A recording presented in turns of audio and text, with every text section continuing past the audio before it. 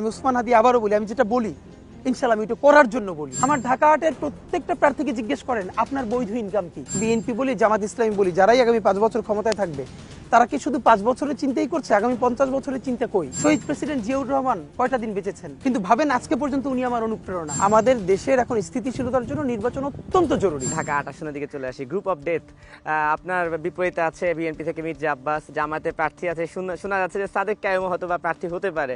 এই যে এত বড় বড় প্রার্থীদের সঙ্গে আপনি মাঠে নামছেন, আপনার আসন নিয়ে এখন আপনার মূল্যায়ন কি, যে এদেরকে আপনি কিভাবে দেখছেন, বা আপনার আসনে আপনি কোনো প্রতিকূলতা পাচ্ছেন কিনা এখন পর্যন্ত? প্রথমত হলো হেভিওয়েট শব্দটা যদি মানুষের ভালোবাসার সাথে কানেক্ট করানো যায় তাহলে ঢাকা আটের এখন সব থেকে হেভিওয়েট প্রার্থী ওসমান হাদি ইনশাআল্লাহ।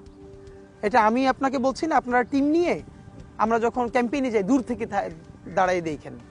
যদি ভালোবাসায় বলি, এরপরে বাংলাদেশে ইলেকশন অনেক ধরনের মেকানিজম আছে, আপনারা এগুলো জানেন।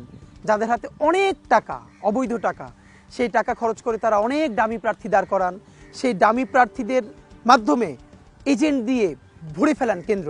তারপরে সব এজেন্টই যেহেতু তারপরে আরও কিছু টাকা পয়সা দিয়ে কেন্দ্র দখল করা, অনেক ধরনের ইলেকশন ইঞ্জিনিয়ারিং আছে, আপনারা জানেন। তো বাংলাদেশে ইলেকশন মানে যে ব্যাপারটা, এটা তো খুবই কমপ্লেক্স। কিন্তু যদি ভালোবাসা বলতে কিছু থাকে তাহলে ইনশাল্লাহ আমরাই এখন ওই অর্থে সব থেকে বেশি হেভিওয়েট।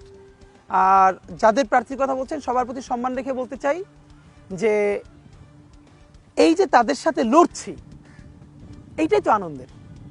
মানে আপনি ধরেন আমাকে অনেকে জিজ্ঞেস করে আব্বাস ভাইয়ের এগেনস্ট ইলেকশন করতেছি, তাই আমি বললাম এই যে আপনারা চিন্তা করেন যে আব্বাস ভাইয়ের সাথে অনেকে ইভেন আমাকে একটা মিডিয়া থেকে একটা টেলিভিশন আপনারা চিনবেন, উনি আমার খুব ওয়েল উইশার, ফোন করে বললেন যে ভাই আপনি একটু কাইন্ডলি আপনার যে অবস্থা আপনি একটা অন্য আসনে সুইচ করলে ইনশাআল্লাহ আপনি হয়ে যাবেন, আমরা আপনাকে সংসদে চাই।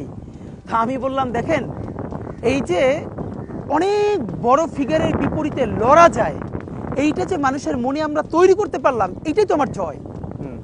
মানে দুনিয়ার কেউ আনকন্টেস্টেড থাকবেন না, এই চিন্তাটা এসেছে কোত্থেকে?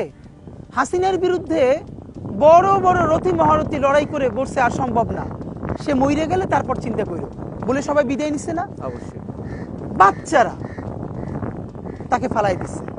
তো আমাদের জায়গাটা হলো ওই হিসেবটা না এখন আর দুনিয়ায় মিলবে না। এই জন্য হেভি ওয়েট, লেস ওয়েট এই শব্দগুলো আগের জায়গায় ব্যবহার করা চলবে না।